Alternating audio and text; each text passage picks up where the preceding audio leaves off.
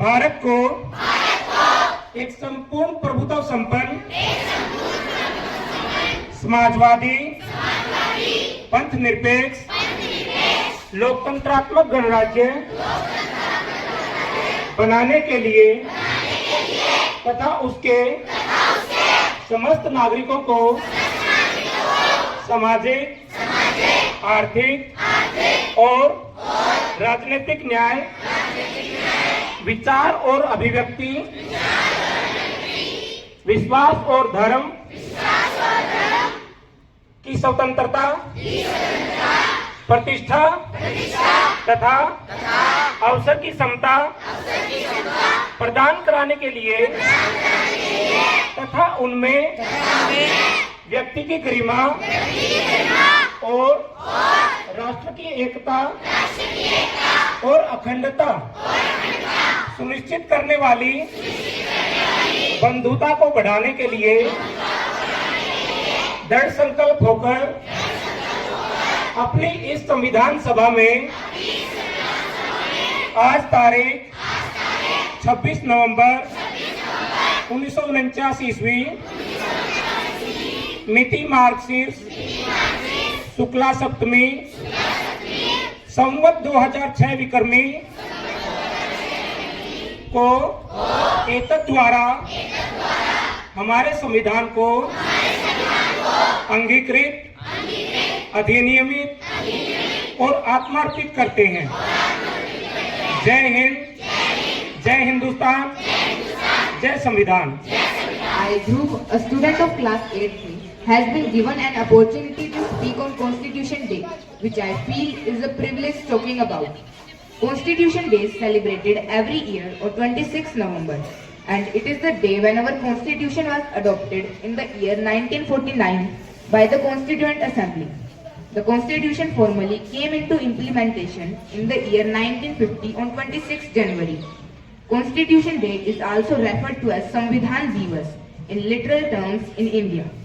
The day is commemorated to celebrate and honor Dr. Bhimrao Ambedkar, who was the father of Constitution. He drafted the Constitution with systematic research and analysis, and that is the reason why our Constitution is considered to be the supreme document of India.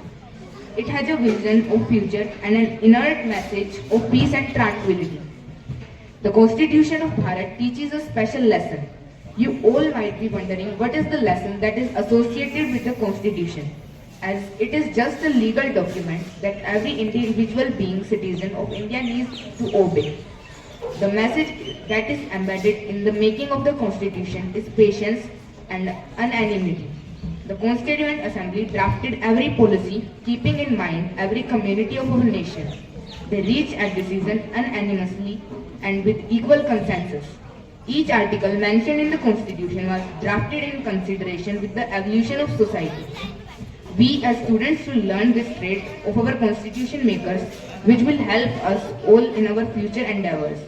Constitution Day helps to ignite the lamp of knowledge in the mind of new generation, which includes students like us, who can understand the importance of Indian Constitution. Thank you and have a nice day. Talk about something significant in our lives, fundamental rights.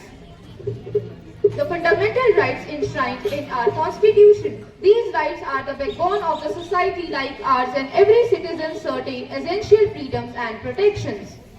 मूल अधिकार ऐसे अधिकारों का समूह है जो किसी भी नागरिक के भौतिक, सामाजिक, आर्थिक तथा राजनीतिक और नैतिक विकास के लिए आवश्यक है। इसके साथ ही मौलिक अधिकार किसी भी देश के संविधान द्वारा प्रत्येक नागरिक को दी गई आवश्यक स्वतंत्रता और अधिकारों के एक समूह को संदर्भित करते हैं।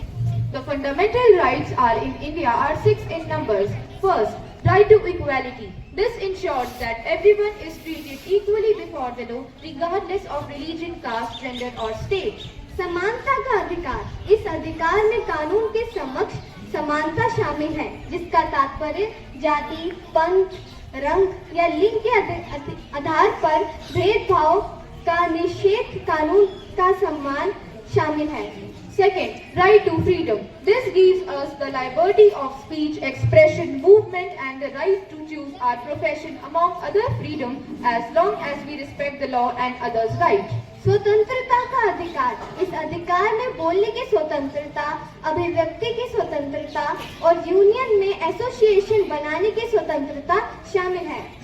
Third, right against exploitation. It protects us from forced labor, human trafficking and other forms of exploitation. शोषण के विरुद्ध अधिकार। इस अधिकार में किसी भी तरह के जबरन श्रम का निषेध शामिल है। 14 वर्ष से कम आयु के बच्चों को खदानों या कारखानों में काम करने की अनुमति नहीं है, जहां जान का जोखिम हो। Fourth, right to freedom of religion. In a diverse country like India, this ensures that everyone can follow, practice or even not follow any religion of their choice. धार्मिक स्वतंत्रता का अधिकार। यह अधिकार बताते हैं कि भारत के सभी नागरिकों को विवेक की पूरी आजादी होगी।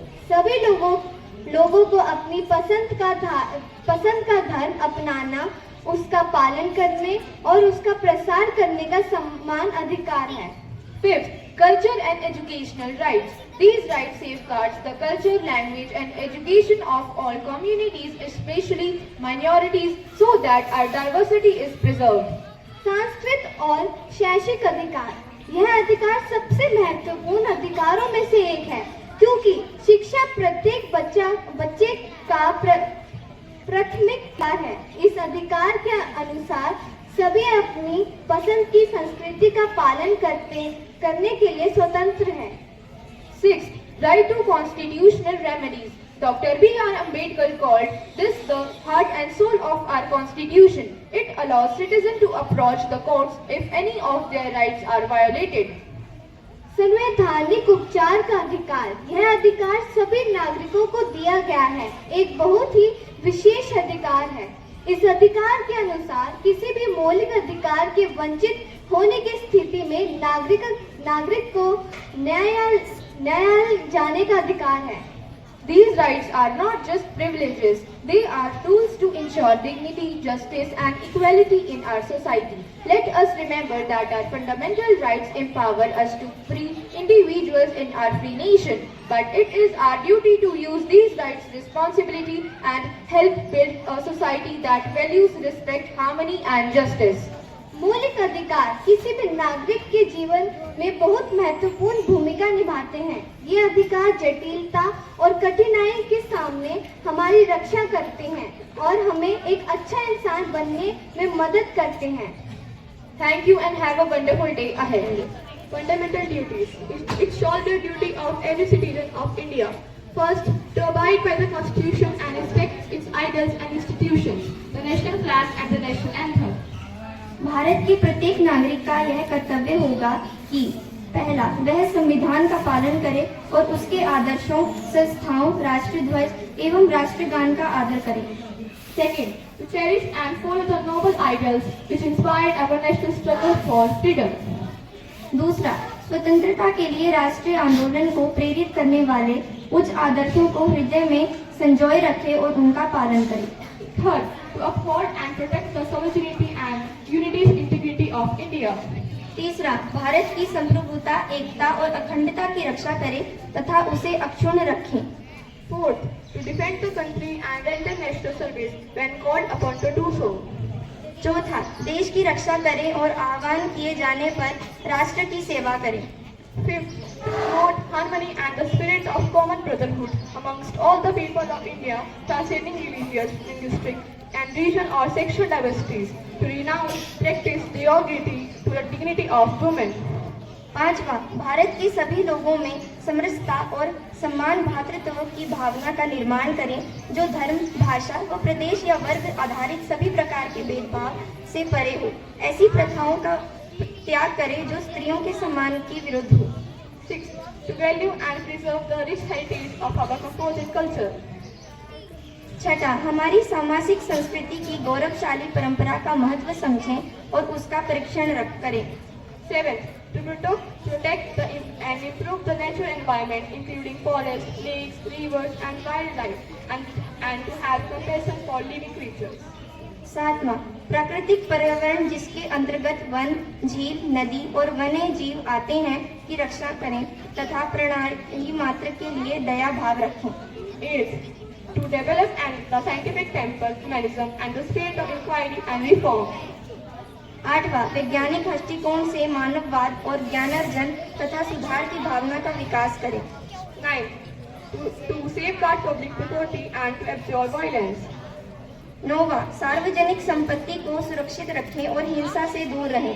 10th. To strive towards excellence in all spheres of individual and collective activities so that the nation constantly rises to higher level of endurance and achievement. 10वां, व्यक्तिगत और सामूहिक गतिविधियों के सभी क्षेत्रों में उत्कर्ष की ओर बढ़ने का प्रयास करें जिससे राष्ट्रीय प्रगति की ओर निरंतर बढ़ते हुए उपलब्धि की नई ऊंचाइयों को प्राप्त किया जा सके।